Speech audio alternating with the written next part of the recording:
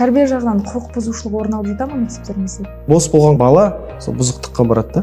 Мектептеріңіз тәжірибе бөлісуге қаншалықты ашық? Біз ашықпыз әрдайым. Идеяны ұрлау керек. Сіз мысалы бір кино көресіз, жақсы бір моменттер болады, кішкене өзгертесіз, ұрлайсыз. Табиғат аясына барасыз, аспанға қарайсыз, бір шабыт аласыз, ондай табиғаттан ұрлайсыз да идеялар. Егер ұстаздың көзі жанып тұрмаса, онда оқушы қайдан жанады? Мен өзімді дамытпасам, мен орынбасарыма не берем? Мен мұғалім ретінде дамытпасам, оқушыларыма не берем? Қанат неден қорқады? Әділетті болмаудан қорқады шығар. Мынандай сөз бар, өзімнің ұстанымдарым бірі, не ойласаң да керісінше ойла. Басқалар сияқты болма. Басқалардың бәрі былай оң жаққа баратса, сен ойлан, неге олар оң жаққа барады? Басқа өзгешелік жаса. Әрине ауыр тиеді, бірақ ол сіздің тезірек дамуыңызға әсер көбірек та.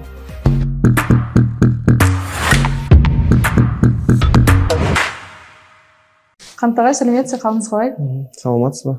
Қалым жақсы, рахмет. Енді бүгін бізге 25 хайскулдың директоры келіп тұр, Талдықорған қаласының. Сізге ең бірінші сұрақтар осы дәрежеңізге қалай жеттіңіз, жалпы ұстаздық жолына қалай келдіңіз, сол жайлы кішігірім айтып өтсеңіз. Енді өзім осы Талдықорғанның тумасымын.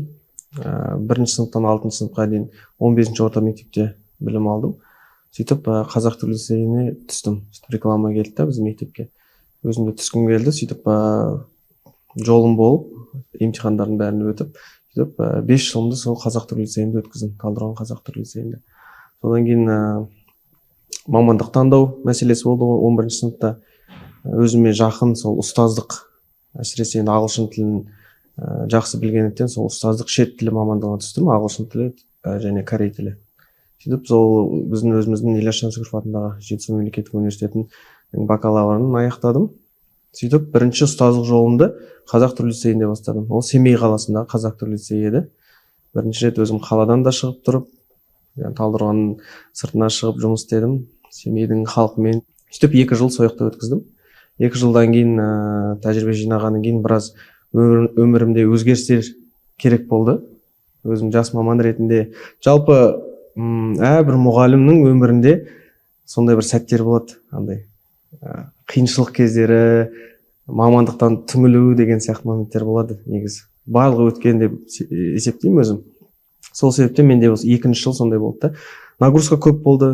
Басында директор айтқан, бізде ағылшын тілі мұғалімдері жетіспей жатыр, саған 30 сағат, 35 сағат береміз деген сияқты. Мен сағаттың қалай бөлінетінін білмей, жақсы ғой, бере беремін деген сияқты. Бердім, бірақ жарты жыл қысқа дейін беріп шықтым.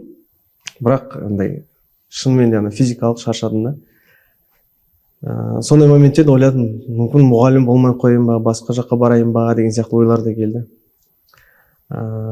Сосын жанымдағы апайларымыз болды, үлкен тәжірибелі, 40 жыл еңбек өтілі бар, 30 жыл сора қарадым да, өзімде ойладым, мен осылай жүре беремін ба, 40 жылға дейін мұғалім болып деген сияқты. Сол жылы мен ойыма не келді, ары қарай оқуды жалғастыру келді. Жалпы өмірімді өзгерту деген момент сол кезде болды. Немесе мен отбасы құрып үйленем деген ой болды, немесе ары қарай оқуымды жалғастырам деген сияқты екі өзіме не қойдым, мақсат қойдым. Жолы болғаным болашақ бағдарламасына да түсіп кеттім. Өзім неде армандағам, сөйтіп Ұлыбританияда оқуға. Сөйтіп магистратураға білім саласын басқару деген мамандыққа түстім. Сөйтіп 2 жыл сол жақта тамамдадым. Сөйтіп қайтадан Талдықорғанға қайтып келдім.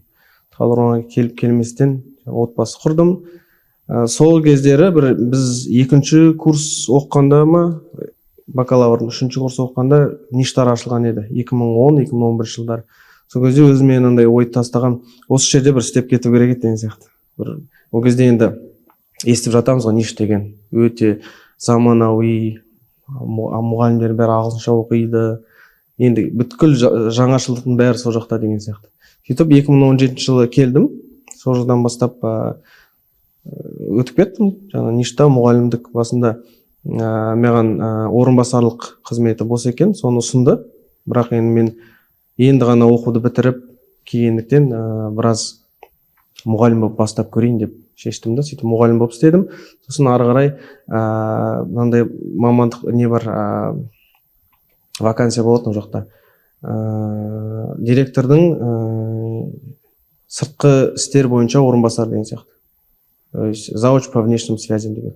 Ол біз өздеріңіз білесіздер, ништа көптеген шетел азаматтары бар, химия, физикадан беретін, солардың жаңағы координаторы болып, солардың жаңағы документациясын жасап, солардың жаңағы бас көзі болып жүру деген сияқты. Сөйтіп мен сондай болып жұмыс атқарып жүрдім. Сөйтіп жалпы 2 жылдан кейін тағы да өзгеріс керек болды. Жалпы мен өзім сондай адаммын, өзіме бір жаңа белестер қойғым келеді, мақсаттар, челлендж дейді ғой, өзімді бір қинағым келеді, сынағым келеді.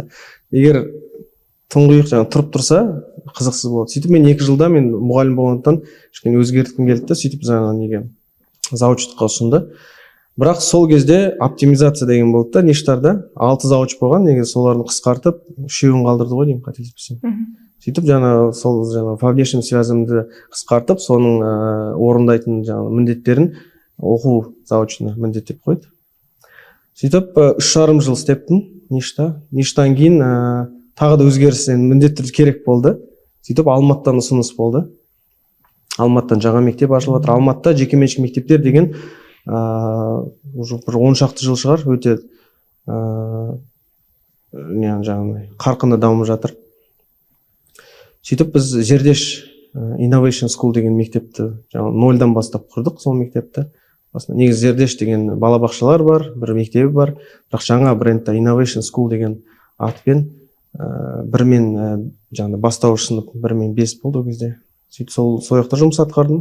Ол кезде директордың орынбасары ретінде. Жақсы тәжірибе болды.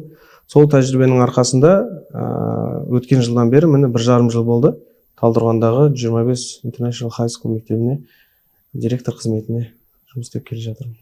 Қарап отырсам, сізде андай бір қалыпта болмаған ғой жұмыстарыңыздың барлығы. Ауыстырып отырғансыз. Адамдар көбіне бір жерге үйреніп қалса, мұғалімдікте көбіне. Сол бір мектепте 10 жыл, 15 жыл, 20 жыл отыра береді. Бірақ ол дамуға көп әсерін тигізеді ғой. Сіз сол жағынан, мысалы, дамуға қаншалықты көңіл бөлесіз өзіңіздің? Жоқ, керісінше мен ойлаймын, даму үшін өзгеріс керек. Қорықпау керек жаңашылдықтан.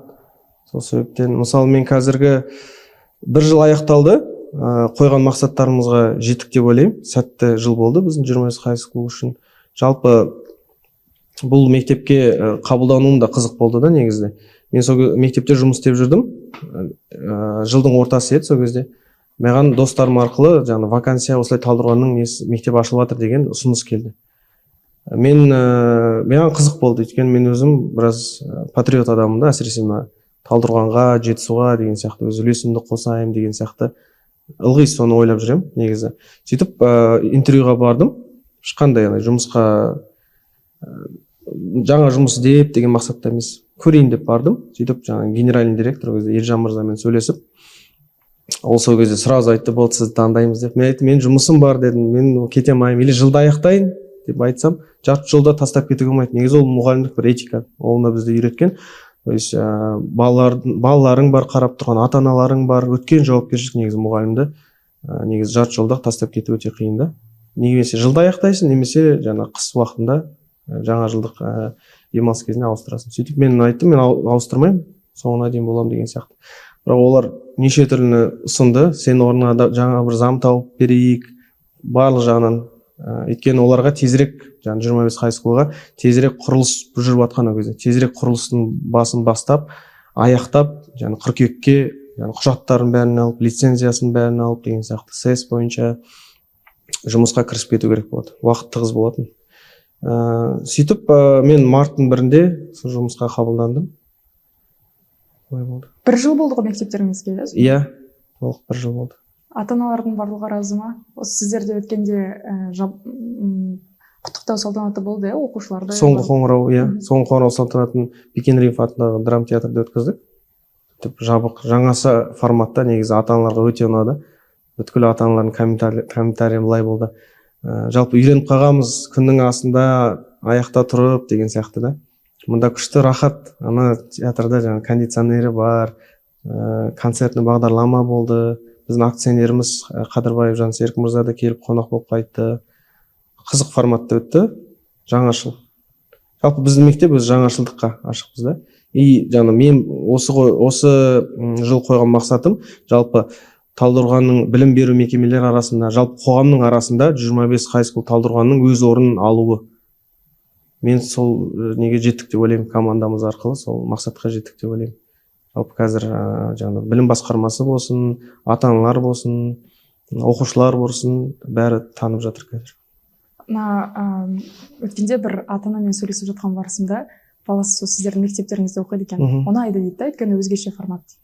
Сонда өзгешеліктің қыр-сыры неде? Өзгешелік дегенде енді біз жаңадан бір зат ойлап тауып жатқан жоқпыз. Бар заттар негізі. Енді менің тәжірибеме қалай мен өз тәжірибемді қолданып жатырмын деген сұрақ болса, мен ойлаймын, барлық жерде істеген мекемелерімнен үздік бір опыттарды, тәжірибелерді алдым. Өзім жаңағы Қазақ лицейінде 5 жыл өзім тәрбие алдым. Ол жақта білесіздер, тәрбиеге қалай назар аударады, білімге деген сияқты, олимпиада. Сол жақтан алған заттарым бар. Тәрбиеші болып жұмыс істедім. Тәрбие өзім 2 жыл бойы Талдықорғанда. Сол жақтан алған тұстарым бар. Содан кейін жаңа Англиядағы келген шетелдің білім беру системасынан алдым. Ол жақ тек қана Ұлыбритания емес, біз бүткіл әлемнің зерттедік, әлемнің білім беру салаларын. Сол жақтан алған үздік деген опыттарды алып, содан кейін өзіміздің Назарбаев зияткерлік мектепте істеген опыттарды алып, соның барлық жиынтығы ғой. Соның жиынтығынан күшті бір система ойлап табуғамыз. Ол жаңа тәрбие системасы, білім беру системасы деген сияқты. Сол заттың бір қосындысы деп білем. Енді сіздерге ата-ана ақы төлегендіктен сіздерден сұрайтындар көп болады ғой, өйткені? Әрине, солай негізі. Сапаны қажет етеміз. Ұстаздарыңызды осы салада қалай мотивация бересіз солардың жұмыс жасауына? Өйткені көбіне енді біз өкінішке орай көріп жатамыз, ұстаздардың көбі деп айта бермеймін, бірақ бар 45 минут сабағымды беріп отырып кетсем болады. Мен мына жұмысқа қабылдағанда әр мұғалімді өзім қабылдаймын, интервью өткіземіз. Бізде жалпы мұғалім қабылдау системасын орнаттық осы жылы. Енді бізде конкурс деген зат жоқ. Біз жариялаймыз вакансияны. Келеді мұғалімдер, әрине өз сабағынан тестін аламыз, білімін тексереміз. Содан кейін бізде шағын сабақ, demonstrative lesson дейді ғой, соны береді, demo lesson. Содан кейін ол жақта методикасын тексереміз, біліммен қатар оның сабақ беру дағдыларын тексереміз. Содан кейін біз тесттер аламыз. Сондай бізде тесттер бар, танымал, естіген шығарсыздар. MBTI тесті бар, сосын 16 personalities деген бар, 16 personalities деген тесттер бар. Шағын бір 10-15 минутыңызды алады, сіздің типіңізді анықтайды, қандай типсіз. Сондай бүткіл даныларды аламыз мұғалімнен, сосын барып интервьюға кіргізіп, сол кезде мен мұғалімдерге айтам, бізде жалпы сынып жетекшілік деген жоқ. Мұғалімдерге айтам, сіздің сағатыңыз осындай болады, жалақыңыз осындай болады, сізден керек заты сапалы білім. Сабағыңызға күшті дайындап келесіз. Ата-аналармен сынып жетекші болған кейін тығыз жұмыс істемейді, тек қана педконсилиум деген бар, бізде жеке-жеке ата-ана келіп, әр мұғалімнен 90 бағаларын сұрай алады. Сіздің жауапкершілігіңіз сапалы сабақ беру, егер олимпиадчиктер шығып жатса, олимпиадаға дайындау. Бірақ әрбір мұғалімнің қолынан олимпиадаға дайындау келмейді, өйткені ол кішкене тереңдік білім қажет етеді. Міне осы жылы біз соны үйрендік кішкене. Әр мұғалімге жүктеп қойғанбыз негізі. Біз математика мұғалімі, сіз олимпиада шығарыңыз, мықты оқушыларыңыз деп. Бірақ кішкене ол жағын дамыту керек келесі жылы. Ата-анамен жұмыс барысында қиыншылықтар жоқ па? Өйткені көп жағдайда кішігірім курстарды мен өз тәжірибемде көргем. Кішігірім курс болғанның өзінде андай недовольный ата-аналар көп шығып жатады. Ол баланың бақыты, бала ол жерде жақсы емес, ата-ананың өзінің қойып алған бір ұстанымдары болады, содан шыққысы келмейді. Және ақы төлеп жатқан соң оларда да болады ғой. Міндетті түрде оған сондай психология, бірақ онымен қалай жұмыс істеу керек? Біз ашықпыз.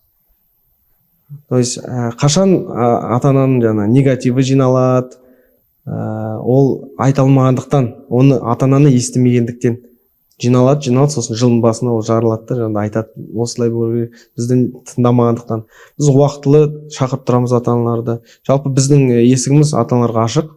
Әрдайым жаңа тәрбие сағаттарына шақырамыз, бала үйіне қонаққа бару деген нені қолданамыз, оны біз түрік лицейден алып отырмыз. Яғни баланы жақсылап тану үшін. Сынып жетекшісі, сабақ беретін мұғалімдері, немесе бізде тәрбие завучтары барып, белгілеген күні, белгілеген сағатта барып, ата-ананың үйіне қонақ бір шәугім шайға барады.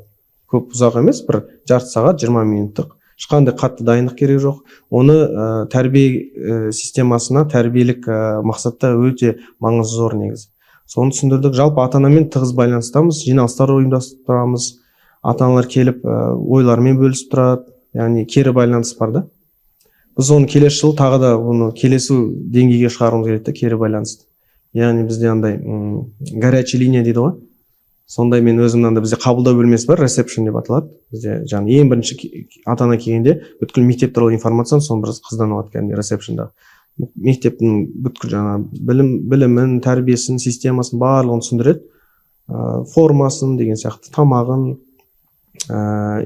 Сол жаңа кабинетте мен не қойғым келеді да, мындай жазулар, мысалы горячая линия. Егер бір ұсыныстарыңыз болса жазып кетіңіз. Жаңа книга жалоб сияқты ғой, мысалы. Ойларыңыз болса, бізді дамытуда деген сияқты. Уақытылы естіп отырсақ, біз уақытылы біліп отырамыз да, біздің қай жерде мүмкін қателіктер жіберіп жатырмыз, бір моменттерді ұмытып кетуіміз мүмкін деген сияқты. Сөйтіп, жаңа жұмыс істеу барысында түзеп отыру керек та. Егер ондай болмаса, ата-ана тыңдалмағандықтан сол кезде жаңа негативтер болады. Яғни любой нәрсені шешуге болады, өйстіп отырып, көзбе-көз әңгімелесіп, шешілмейтін мәселе жоқ. Тәрбие жағына келетін болсақ, сіздердің мектептеріңіз ақылы болғандықтан жан-жақтан жиналады, иә? Ол жаққа кез келген ақысын төлей алатын оқушы оқи алады. Сіздер таңдап алмайсыздар ғой? Жоқ, таңдап аламыз. Таңдайсыз ба? Бізде жаңа қабылдау емтиханы бар. Мысалы, осы жазда 6 қабылдау емтиханы бар. Бірақ біз шек қоймаймыз. Бала біріншіден өте алмай қалса, шектік балын ала алмай қалса, шектік балды біз жоғары қоймаймыз. Яғни 50%-тан асса деп. Өйткені біздің мектеп мындай дарынды мектеп емес, жаңағы талантты балалар емес, ондай статусымыз жоқ. Біздікі былай айтқанда жекеменшік мектеп, бірақ жалпы білім беру мектебі. Бағытымыз логикалық, гуманитарлық бағыт деп есептелінеді. Бірақ сонда да іріктеп аламыз балаларды. Қолымыздан келгенше, енді жесткий іріктеу емес, андай қатаң іріктеу емес, бір фильтрден өткізу. Өйткені бізде де егер 3-ке көп шыққан балалар болса, барлық сабақтары бізде де мектептен шығарылу деген бар. Тәрбиеге байланысты мектептен шығарылу бар. Сол себептен мұғалімді қалай таңдап алдық жұмысқа, сөйтіп оқушыны да өткіземіз. Бірінші қабылдау емтиханынан өтеді. Содан кейін әр оқушыны мен өзім қабылдаймын интервьюда. Ата-анасын шақыртамын, балаға сұрақтарымды қоямын, ата-анасына қоямын. Сол кезде анықтап алу керек. Жаңа ата-ананың ұсыныстарын анықтап алу керек. Біз ақылы мектеп екенін түсіну керек. Жаңа директордың аузынан естісе осының бәрін, ертең ол айтпайды, сіздер былай айтып едіңіздер ғой, мынандай бір обещание бердіңіздер. Бірақ директордың аузынан естісе, өзде проблема туындамайды да. Тәрбие жағынан құқық бұзушылық орын алып жата ма мектептеріңізде? Тәрбие енді бізде басында қиын болды. Өйткені жаңадан ашылған мектеп жан-жақтан жиналды. Жан-жақты жаңағыдай бэкграунд, жан-жақты артындағы нелер бар, опыты бар жиналар. Районнан келген оқушылар бар. Мысалы, Текелден келген оқушылар бар, Қарабұлақ районынан, Қаратал ауданы, Үштөбеден келген нелер бар, Сарқан жақтан келгендер. Сонда интернат бар ма сіздерде? Интернат жоқ, бірақ оқу үшін жібереді. Яғни туысқанның үйінде тұрады, немесе квартира алып береді. Сондай оқушылар да бар. Яғни бір 60% қалалық болса, бір қалған 30% жаңа ауданнан келген оқушылар. Басында қиын болды. Әркімнің келген мектебі әртүрлі. Әсіресе кіші сыныптармен проблема болды. 5-ші класс, 6-ші класс деген сияқты. Біздің мектеп 5-ші сыныптан 10-ші сыныпқа дейін. Яғни арасында буллингтар, жаңа аузынан неше түрлі сөздер шығып жатты. Біз соны келтірдік. Бірінші тоқсан қиын болды, бірақ екінші тоқсаннан бастап балалардың бәрі үйренді біздің атмосфераға. Ең ұнайтыны сол атмосфера деп келеді да бізге. Мектептеріңіздің ішіне кірсең шыққың келмейді ғой. Сондай атмосферасы сондай да, өйткені негізі қоршаған ортаңа байланысты ғой. Адамның мотивациясы да солай сияқты. Ертең айтады ғой, жаман мектеп болмайды, мектеп не ескі, не жаңа болады дейді іші. Балаларға, ұстаздарға кәдімгідей қолайлы жағдай жасалған ғой мектептеріңізде. Иә. Енді қазіргі заманға сай дизайн жасалған қазақи нақышта. Мен оны қашан байқадым? Өзіміз мысалы 15-ші мектепте оқыдым. Типі бір да сол мектептердің. Қазір аяқ оқу бітіргеніме мысалы 15 жылдай болды. Қатты өзгеріс жоқ. Ішіне мектептің дизайнына деген сияқты, ремонтына деген сияқты. Әлде сол қоңырау, бізде мысалы қоңыраудың өзі қазақи күйлерді қоямыз. Жалпы бізде тек қана қазақ мектебі болғандықтан балаларға сол ұнайды. Қазіргі мысалы неге балалар сауда орталықтарына барғысы келеді, мысалы бәріміз білеміз, Мега Алматыдағы, біздегі жалғыз болса да City Plus бар, атмосферасы ұнайды сондай. еркіндік, жайлылық, мында пуфиктар отырады, мына жерде ағашы бар, фонтанчигі бар деген сияқты. Байқасаңыздар. Енді біздің мектепте сондай атмосфераға жасадық, бала мектептен сабақтан қашады. Өйткені ол не үшін қашады бала? Біріншіден ана атмосфера ұнамауы мүмкін, сабақ жан-жағы қолайсыз болғандықтан сабақ оқуға деген құштарлығы қашады деген сияқты. Біз тек қана өйткені адам көзбен жақсы көреді. Келгенде жаңағы көзбен өзіңізде сұлулықты жақсы көреміз ғой. Сол себептен қоршаған ортаңыз комфортты, жақсы болса, сабақ оқуға да жақсы жағдай болады деп сенеміз. Айтып жатсыз ғой қоршаған орта бойынша жайлылық. Мен ойлаймын, бізде қарапайым мектепте оқыған кезде оқушының өзінің отыратын жері жоқ. Сыныптар бар, сабақ өтіп жатады, тағы басқа деген сияқты. Енді коворкинг центр ондайлар қарапайым мектептерде жоқ қой. Бірақ мен бір тәжірибеде енгізсе екен деген ой болады да, бір кабинетті босатып, егер оқушыға сабақ қызықсыз болса, сол жерге барып отыра тұрсын. Чем ол барады да далаға барып құқық бұзып, бір ортаға кіріп кетеді деген сияқты. Енді қайдан шығып жатады мысалына ішімдік, наркотик, тағы басқа дегенге ілініп жатқан балалар. Сабақтан қашады, сондай ортаға ілінеді. Содан кейін болады. Ол адамда мұғалімдердің көз алдында сол мектепте жүрген артық сияқты да? Иә, әрине, міндетті түрде мен сізбен келісемін. Әрине, өйткені бос болған бала сол бұзықтыққа барады да. Ол аны өзі ойламайды, мен бұзықтық жасаймын деп. Өйткені ол бос болды. Не жаңағыдай үйірмесіне бармайды, сабақтан кейін немесе сабақтан қашып кетеді, или сабақ аяқталады да түстен кейін бос, таңертең ғана сабақ болса. И сол жаңағы мәселелер басталады. Сол себептен қолайлы жасау керек. Менің ойымша бұған жетуге болады. Жалпы орта мектепте осындай деңгейге жаңа коворкинг центрді ашса, өйткені ақшалар енді оны дұрыстап жеткізіп, бюджеттен бөлгізіп, бір жаңағыдай көп ештеңе де керек емес. Иә, көп қажет емес ондай қаражат. Тем более ол қаражаттар бар деп білемін, ондай жасауға болады. Балаларға тіпті сол кабинетті оқушылардың өздерін жинап алып жазғы уақытта бірге жасаса да, бірге өздеріне қалай қолайлы орта болады деп жасаса да, ол жақсы шығатын сияқты. Иә, олай да болады, бірақ дегенмен де өз ісін мамандар жасаған дұрыс. Жоқ, әрине, бірақ енді көп жағдайда айтып жатады ғой, енді қаражатқа тірейді да барлығын. Бірақ қарап отырса, мен өзім әлеуметтік желіде отырған кезде бір ауылдық мектептерді көргенім болды. Ұстаздар қауым өздері жиналып балаларға жақсы бір атмосфера жасап жатқан бар да жағдайлары. Сонда көп нәрсе қаражатқа тірелмейді ғой. Иә, ондай мектептер бар. Қателеспесем, Оралда бір мектеп бар, өте танымал. Қазір ұмытып қалдым, номері қандай екен. Ана мектептің іші жай гимназия ғой деймін, или лицей ма, директорының арқасында, жаңа командасының арқасында, жаңа сад дейді, бау-бақша жасаған, басқа да проекттер, жаңа мектеп қызу қайнап жатыр да. Сол себептен басшыға байланысты сияқты, басшыдан бастап, басшысы қандай болса, ағарай жаңағыдай орынбасарлығына ары кете береді. Сосын айтады ғой, адам өзінің айналасынан не көргісі келеді, соны көреді. Шыбын, мусор көреді, бал көреді деген, гүл көреді деген сияқты. Мен осы Үшарал қаласындағы бір мектепке кірдім. Мектеп ескі, биыл күрделі жөндеуден өтеді ғой деймін, қателеспесем. Бірақ сіз айтпақшы, директордың мықтылығы шығар. Ана мектепте қол өнерден жасалған балалардың заттарын барлығын іліп қойған ғой мектептің ішіне. Өздері жасап қойған әсем деп. Сонда мектептің ескілігі көрінбейді, сенің көзің балалардың қол өнеріне тиеді. Өйткені андай қатып қалған зат жоқ. Енді ол мемлекеттік мекеме болғанымен де осы шаблонмен, осы стандартпен жүресіз деген жоқ. Бәрі стенд жасап үйреніп қалған ғой. То есть ерекшелікке, өзгешелікке жасауға болады негізі. Сабақты өткізу форматы да солай шығар, әрине, мұғалімдердің форматы. Енді өзім жалпы білім беру мекемелерінде жұмыс істеп көрмедім өзім.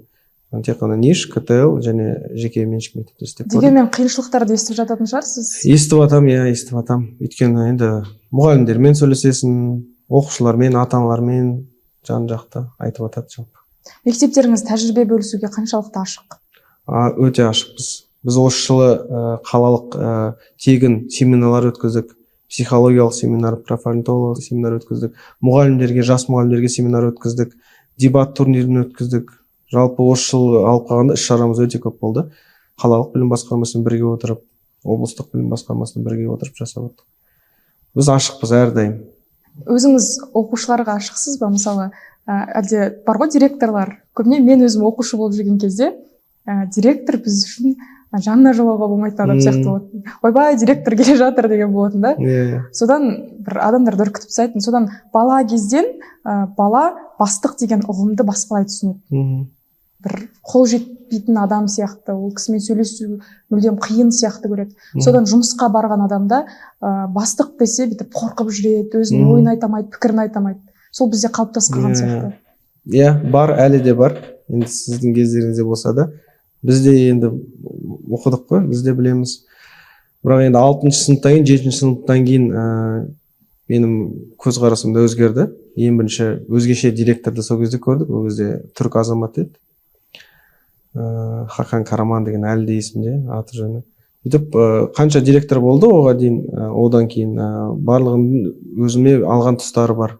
Жалпы бастық деген сөздің өзі негізі дұрыс емес, несі жағынан бастық деп басатын адамды айтады да. То есть баяғы неден совет өкіметінен қалып қалған ба істеме. Басшы деп айтқан дұрыс шығар, бірақ балалармен мен ашықпын. Негізі басында келгенде мен өзіме кабинеттің есігін былай алып тастағым келді да, мүлдем есігім ашық болсын деген сияқты. Бірақ кейін ойланып келе, өйткені бір маңызды келісім сөздер жүргізеді, бір сөйлесулер жеке-жеке сөйлескендіктен ол есікті керек екенін түсіндім. Бірақ кез келген оқушы бізге келеді, өзін өзі басқару ұйымы бар бізде, парламент, олар келеді.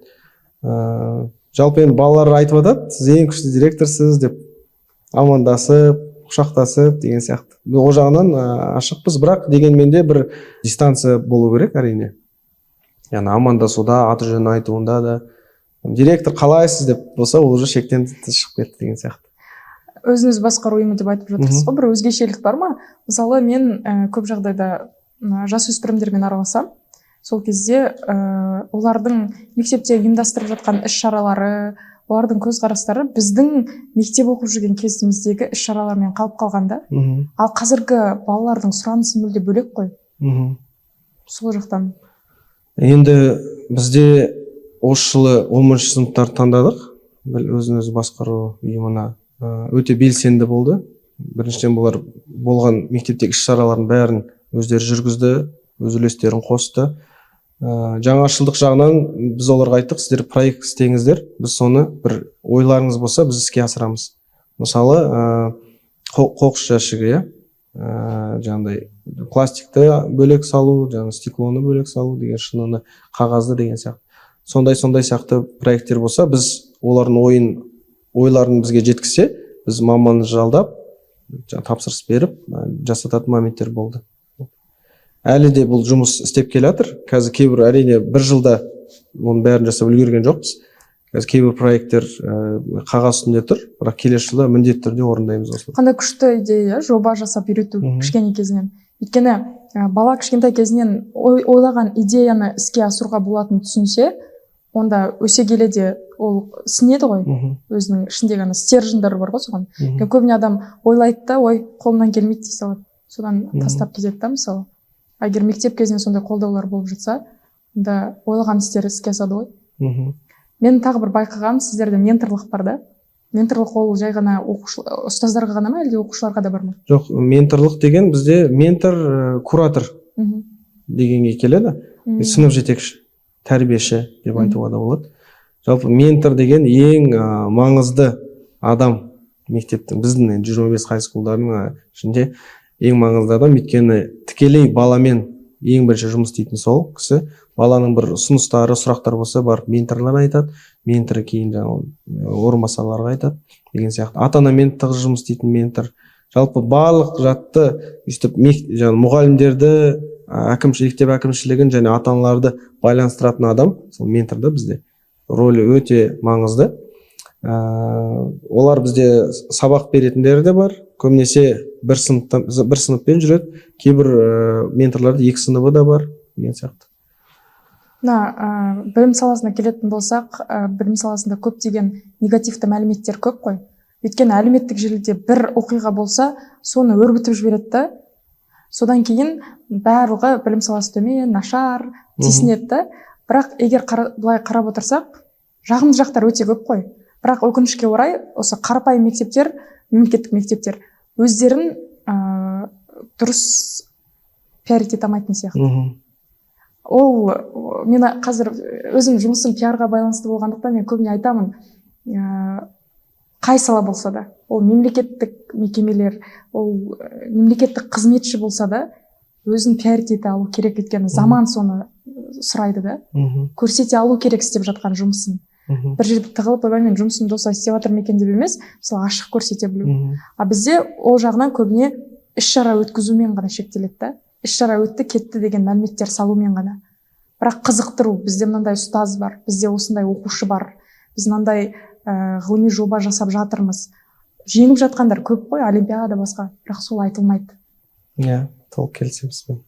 Сіздер тараптарыңыздан мысалы маркетология, енді сіздерде андай жекеменшік мектеп болғандықтан ол жағы басым ғой. Сіздер қатты назар аударасыздар өздеріңіздің имидждарыңызға. Иә, әрине. Сол жағынан мысалы қарапайым мектептерге қалай өздерінің имидждарын көтеруге болады?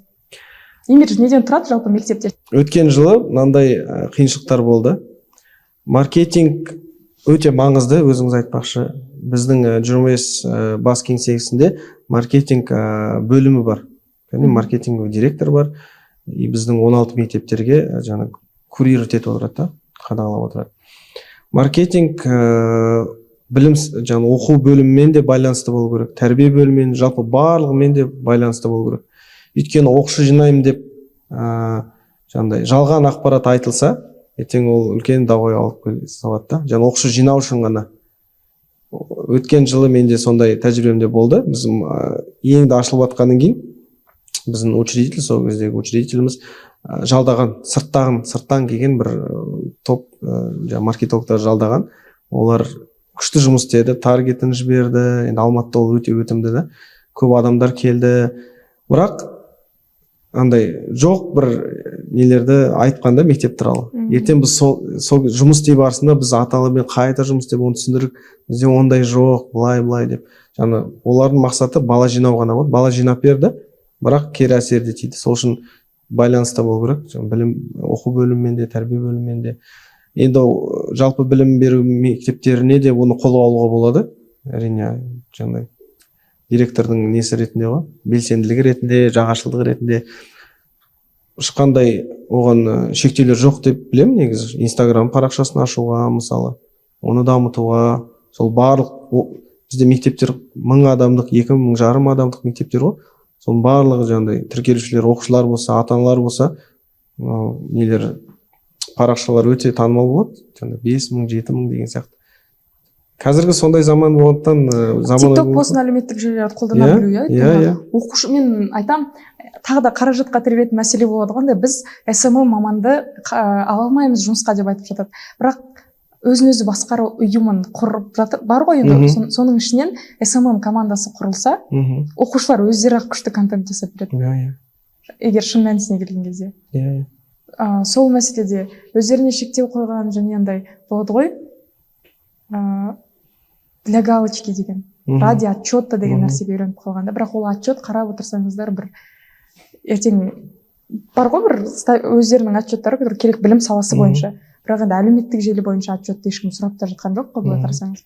Ал ол әлеуметтік желі кім үшін керек? Ата-ана үшін керек, оқушы үшін керек, ұстаз өзіне ақпарат алу үшін керек деген сияқты болмаса, пайдалы болмаса, жай іс-шараны көретін контент ешкімге қызық емес қой. Иә. Енді осы бағытта мен ойлаймын, мектептер осы жекеменшік мектептерін үйрену керек.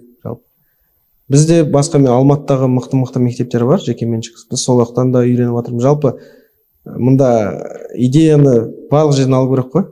Өзің ештеңе ойлап табу қазір заманда қиын да, нольдан ойлап табу. Сол үшін енді былай жайпақ тілмен айтқанда ұрлау, идеяны ұрлау керек. Сіз мысалы бір кино көресіз, жақсы бір моменттер болады, кішкене өзгертесіз, ұрлайсыз. Табиғат аясына барасыз, аспанға қарайсыз, бір шабыт аласыз, ондай табиғаттан ұрлайсыз да идеялар. Сөйтіп барлық жерден алып, өзіңіз бір күшті бір контент жасай аласыз. Бұған жетуге болады. Бұл үлкен бір проблема да емес, негізі шешілетін заттар. Просто ақылға салып, талқыға салып, бұның бәрін жасау керек. Бізде жалпы Талдықорғанда 2 тәуелсіз мектеп бар, сіздер және Инноверс, қателеспесем. Айырмашылықтарыңыз бар ма? Бар әрине. Ол кісілер тек қана НТ бойынша ғана, Енді ол кісілер туралы айта алмаймын негізі қатты. Бізде де ЕНТ бағыты 10-11 класста біз тереңірек жаңағыдай пәндерді оқытамыз. Жалпы білім беретін сабақтардың бәрін қамтимыз, бірақ кішкене тереңдетіп оқытамыз. Мысалы, ағылшын дүниежүзі тарихы таңдаса, ағылшынның көбейтіп береміз, дүниежүзі тарихын кішкене көбірек оқытамыз деген сияқты. Олар туралы енді айта алмаймын. Оқушылар санына келетін болса шектеулі ма сіздерде саны? Жоқ. Енді ғимараттың жаңағыдай көлеміне қарап, сестің өзінің қорытындылары бар бізде, квадратураға байланысты қанша бала сияды кабинетке деген сияқты шектеулер бар жалпы. Қазіргі таңда қанша бала білім алады? Қазір 290 бала. 290 баламен аяқтадық.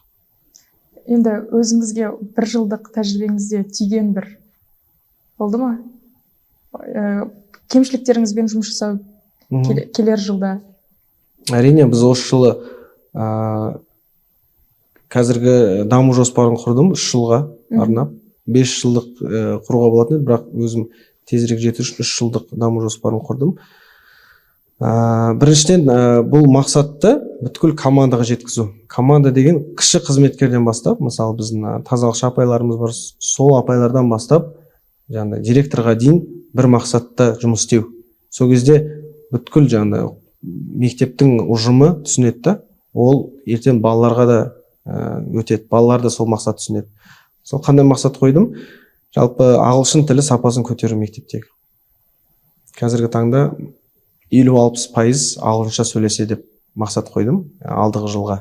Енді біз қазір даму жоспарын құрдық, ол даму жоспарын бірінші пландаймыз осы жыл, жарты жыл өте ме, бір жыл өте ме, и оның алдыңғы жылы 24-25 жылы біз енгіземіз бұйырса сондай моменттер.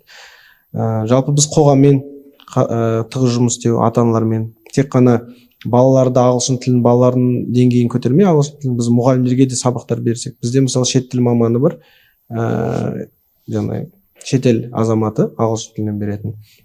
Сол кісінің көмегімен біз мұғалімдердің де ағылшын тілі білім сапасын көтеріп, ертең тегін бұл бәрі аптасына 2 рет, 3 рет мүмкіншілік болса, ата-аналар шақыртып, кім оқығысы келеді ата-аналарды оқытып, яғни lifelong learning жалпы біздің ұстанымыз, менің ұстанымым, өмір бақи оқу тоқтамау керек. Қазақстан Республикасының бағдарламасында 3 тілдік енгізу бар ғой. Оның арасында бізде ағылшын тілі кішкене қалып қойып жатыр әлі де. Яғни қазақ тілі міндетті түрде 1-ші орында, қазір 2-ші орында орыс тілі жүріп жатыр, 3-ші орында ағылшын. Соның менің ойымша қазақ тілі, ағылшын тілі, орыс тілі адам білет, оны қазір орыс сыныбына барып та қажеті жоқ, ол қоғамда сөйленетін тіл, әрине оны білу керек. Ол үшін арнайы мектеп бітіру қажет жоқ орысша сөйлеу үшін. Әлемге танылу үшін ағылшын тілін міндетті түрде ағылшын тілі, өйткені сіз кез келген информацияның түпкі нұсқасын ағылшын тілде. Сағатына қаншама мақала жарияланады, қаншама жаңалықтар ашылады, қаншама кітаптар, оның қандай бөлігі ғана орысшаға аударылады, қазақшаға қанша бөлігі аударылады, өзіңіз түсініп тұрған шығарсыздар. Сол себептен ағылшын тілін білу керек. Міне біз 10 жыл бұрын ба, 20 жыл бұрын ағылшын тілін білем десең, андай вау дейтін, о білесің ба деген сияқты біздің кездерімізде ол. Қазір ондай болмау керек. Ақырын біз келе жатырмыз оған, бірақ дегенмен де 20 жыл өтті, қатты өзгеріс жоқ. Жан-жақты жерлерден жиналған балалар бар ғой. Біз ағылшын деңгейін тексеру үшін біз сырай салдық та. Барлық деңгейлер көңілден шықпады негізі. Бір жылда оны өзгерту қиын, өйткені 5-ші сыныпқа келіп отыр, бастауышта базасы құрылмаған ол баланың. Біз жұмыс істеп жатырмыз сол мақсатта. Сіздерде мектепте, жекеменшік мектептер осы рейтинг қалай есептелінеді? Қай жағынан рейтинг? Білім жағынан рейтингтарыңызды кім есептейді? Бізде өзімізде ішкі жарыс бар негізі. Көптеген бағыттардан. Оның ішінде ЕНТ-ның орташа балы, оқушылардың олимпиадаға қатысуы, мұғалімдердің олимпиадаға қатысуы, жалпы сондай сияқты бағыттардан біз өзіміз жарысамыз ішкі. Бізде 16 мектеп бар, біз өзіміз бір ішкі жүйеміз бар. Осы 25 хайскулдар мектептер арасында ай сайын айдың үздігі, соңында жылдың үздігі, жаңағыдай қаржылай сыйақылар беріліп отырады. Мысалы, үздік алған мектепке айдың 30 мың деген сияқты беріледі. Ол жаңа командасымен тимбилдинг жасауға пайдасы тиеді.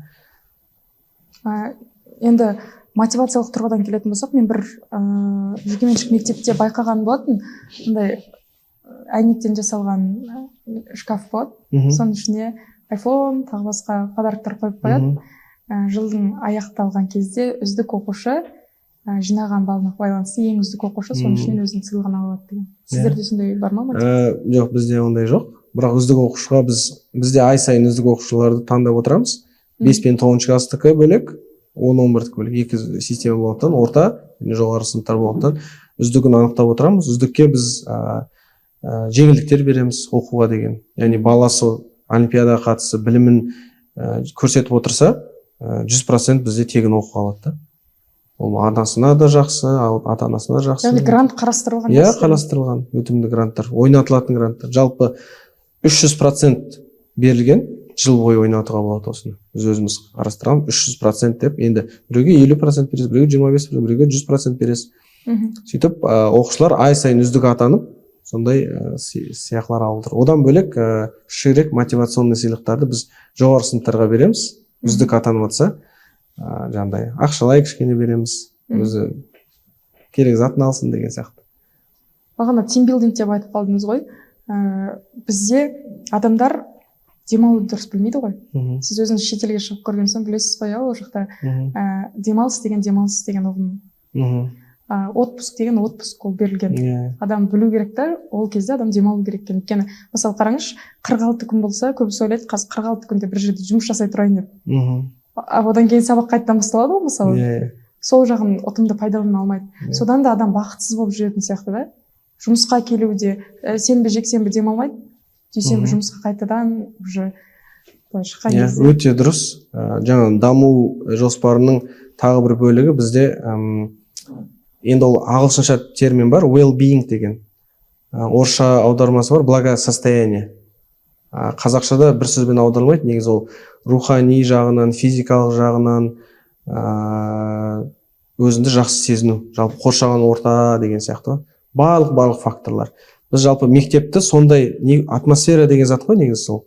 То есть адам біздің оқушы болсын, ұстазымыз болсын, кез келген қызметкер болсын, таңертең жұмысына асығып бару керек та, күліп бару керек.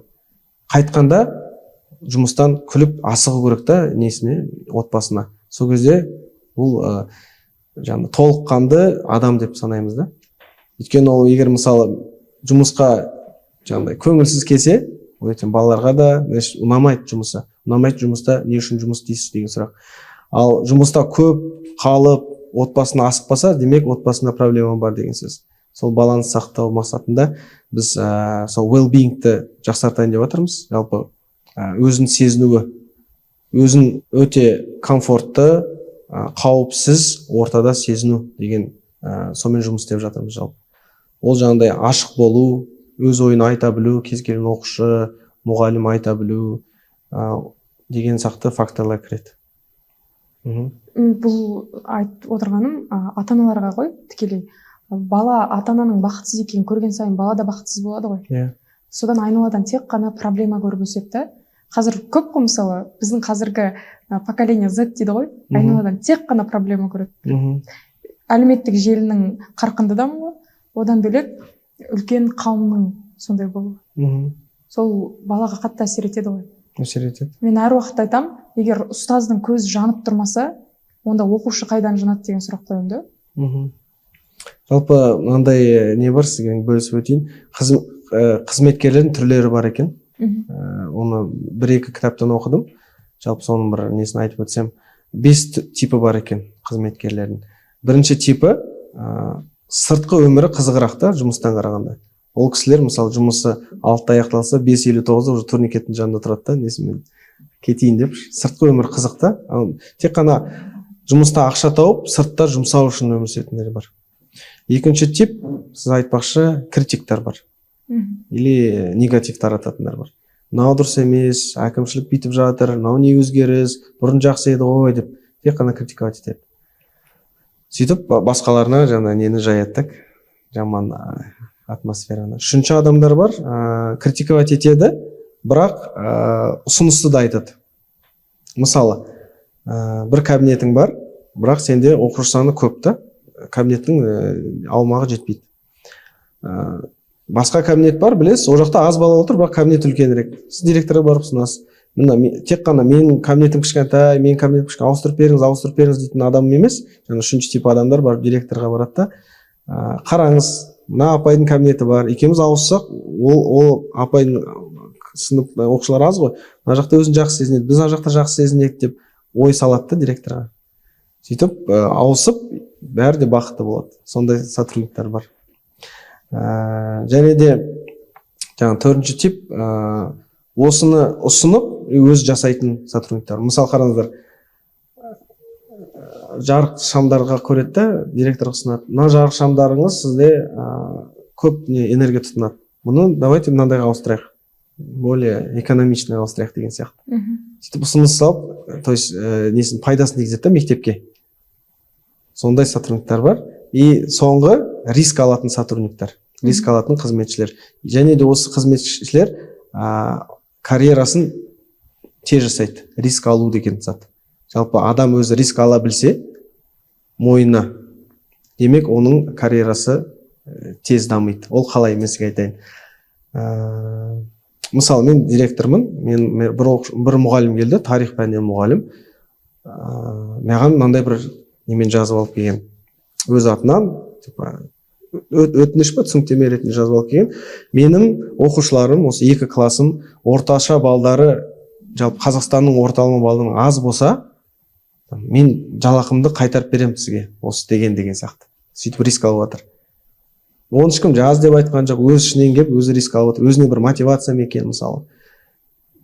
Хорошо, қабылдаймын, мысалы. Әрине оның ешкім ақшасын, еңбегінің ақшасын қайтара алмайды ғой. Бірақ осы арқылы жаңағы қызметкер, мұғалім директордың алдында өседі өте. Демек, ол риск ала біледі. То есть жаңашылдық. Жаңа бір сізге мысалы бір жаңадан бір проект айтсам, осыны аласыз ба десем, сіз қорқақтауыңыз мүмкін.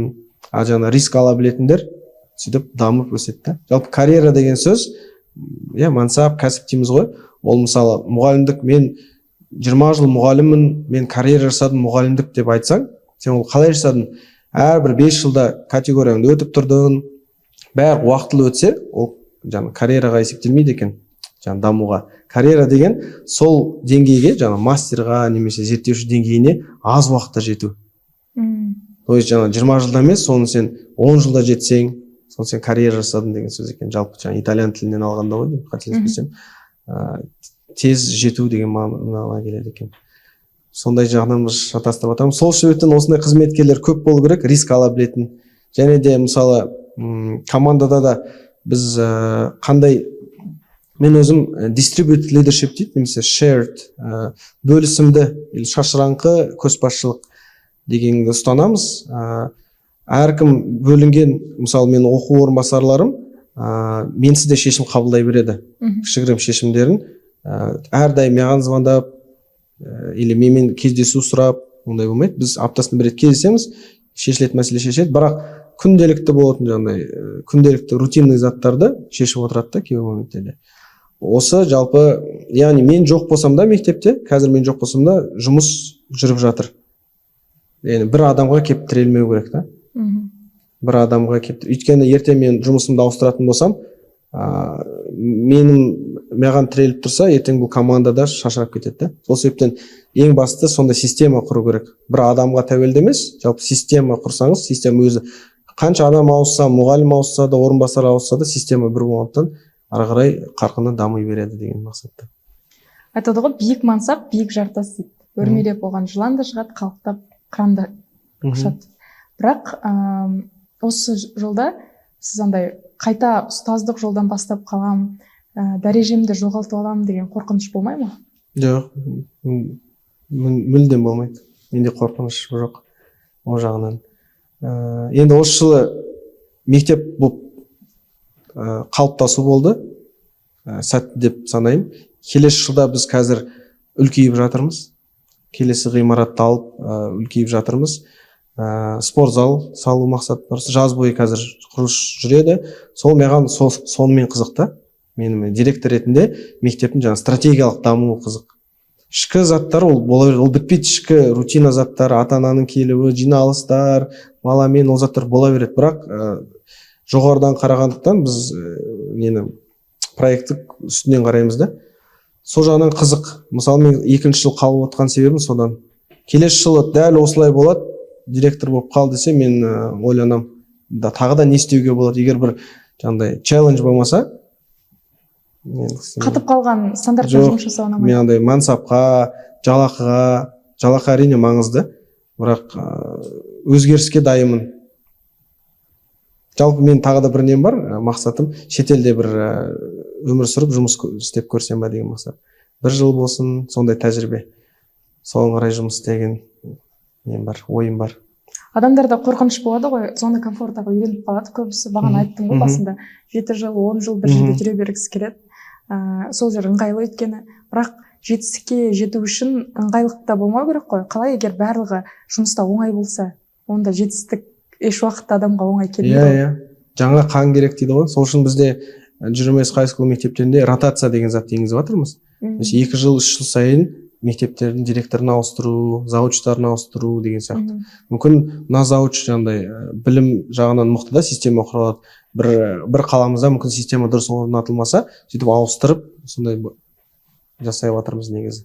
Енді біз жаңа компания болғандықтан, жаңа енді ғана істеп жатқаннан кейін, өзіміз 1 жыл болды.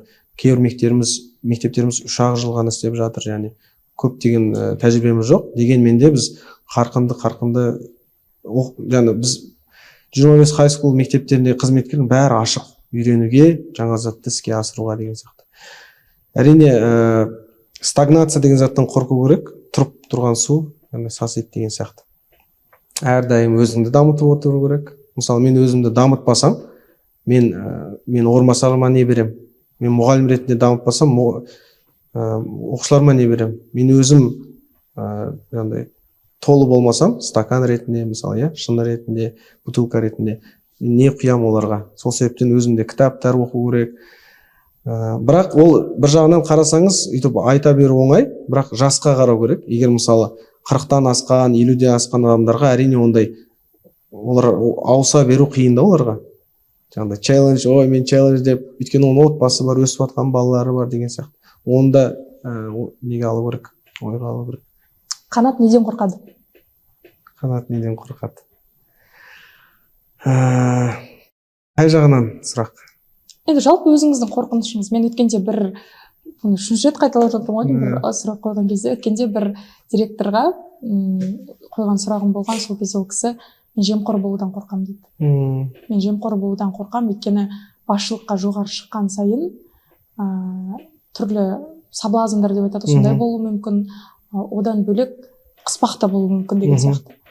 Сонда адал болып қалғым келеді деген. Енді қазіргі жағдайыма айтқанда, жұмысқа байланысты сұрасаңыз, қазіргі істеп отқан қызметіме байланысты болса, мен әділетті болмаудан қорқатын шығармын.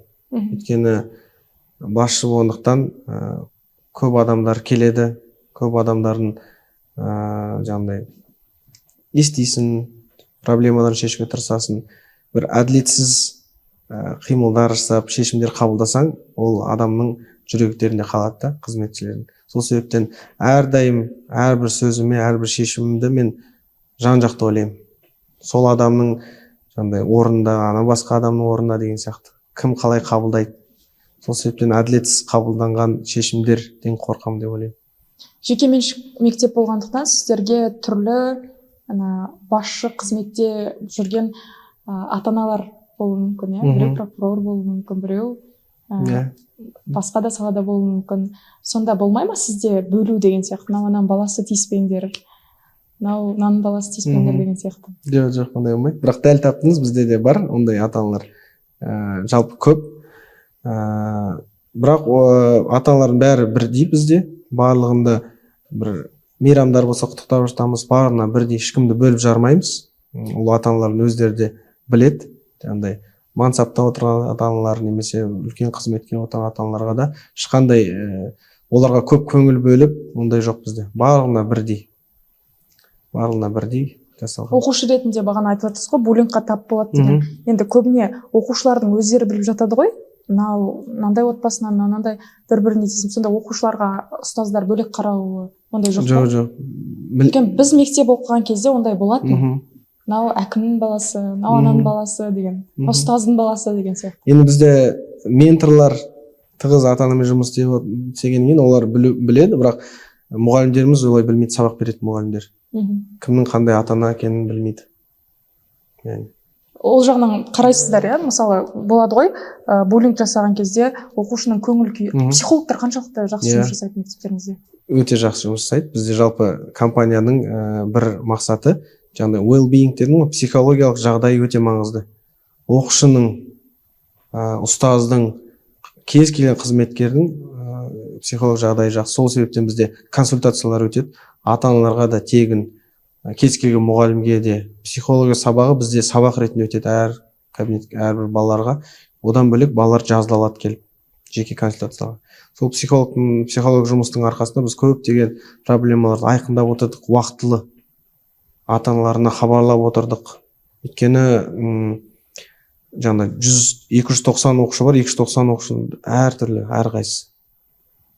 Сол себептен өте маңызды, және бұл істі қайта дамытып жатырмыз. Бағана әділетсіз болмаудан қорқам дедіңіз ғой. Осы жақтан келетін болсақ, өзіңізге қаншалықты баға бере аласыз? Мен өзімнің қызметшілеріме адалмын, өзімнің жұмысыма адалмын.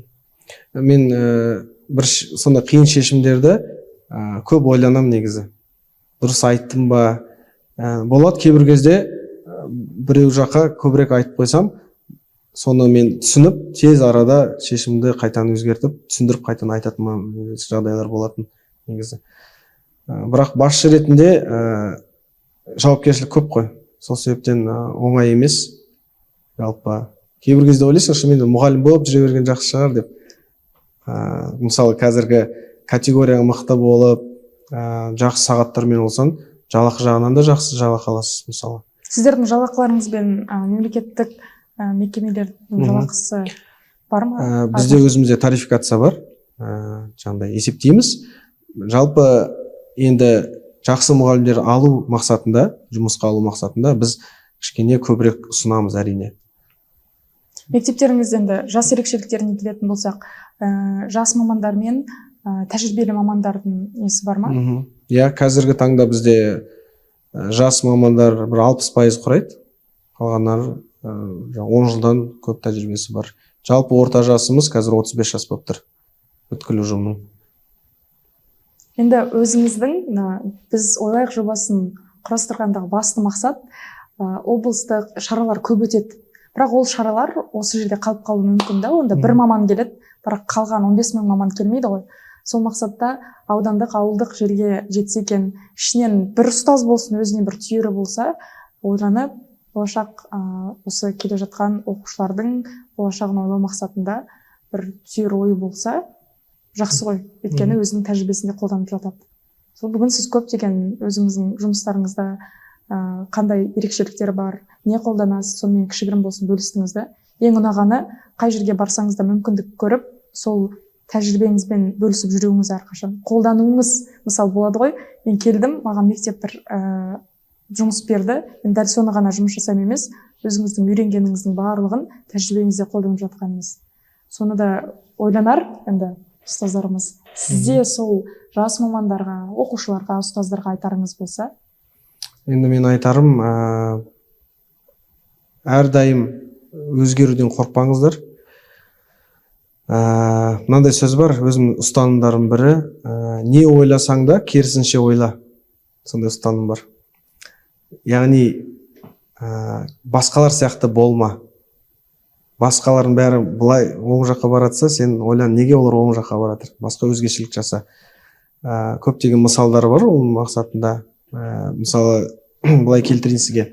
Әрдайым біз қандай шешім қабылдаймыз? Қауіпсіз ойланған, взвешен дейді, ақылдасамыз, сондай шешімдер қабылдаймыз. Бірақ сол шешімдер сізді тупикқа алып келеді негізі. Өйткені барлығы қауіпсіз шешімдер, салмақты, сондай шешімдер. Кейбір кезде рисковать ете білу керек та. Мына жер білмейтін бір жақ болса да, барсаңыздар, сізге жаңа қақпалар ашылады, жаңа есіктер ашылады. Жаңа сіздің жеке дамуыңызға, карьераңызға, пайдасы тиеді. Сол үшін қорықпау керек содан. Әрдайым адамдардан шапалақ сұраңыз дейді ғой. Әрдайым арқаңыздан құптауды сұрамаңыз. Мысалы бір нәрсе істесеңіз де, мысалы проект жасадыңыздар да, біреуден ақыл ойын сұрасаң да барып не дұрыс емес деп сұрау керек. Қалай болды? Жақсы болды ма? Жақсы, жақсы деп ана айтады. А сен барып не дұрыс емес деп сұрасаң, ол уже комментарийлер айтады. То есть әрине ауыр тиеді ондай заттар. Адамның эгосы бар, басқа да көңіліне алып қалу бар. Бірақ ол сіздің тезірек дамуыңызға әсер көбірек та. Сол себептен қорықпаңыздар. Әрдайым өздеріңізді толтырып отырыңыздар, дамып отырыңыздар. Мүмкіншіліктер өте көп.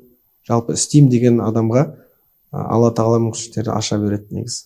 Айтады ғой, ана форчикадан бере салады дейді ғой. Шынымен де еңбектенсең Алла тағала бере береді. Осы әлемнің жаратылу ризығы да сондай.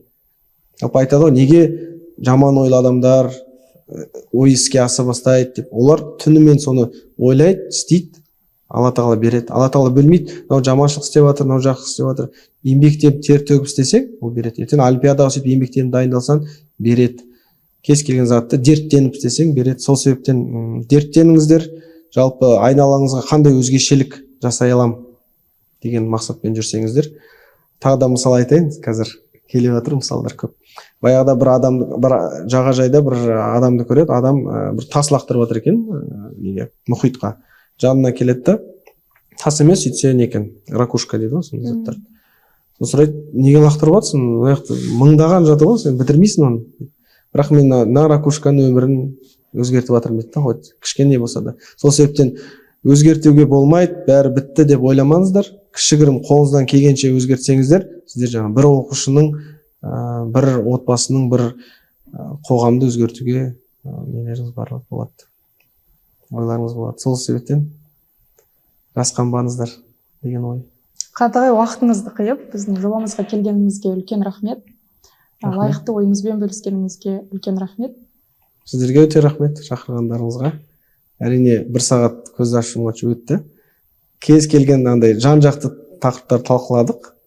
Рахмет сіздерге. Рахмет.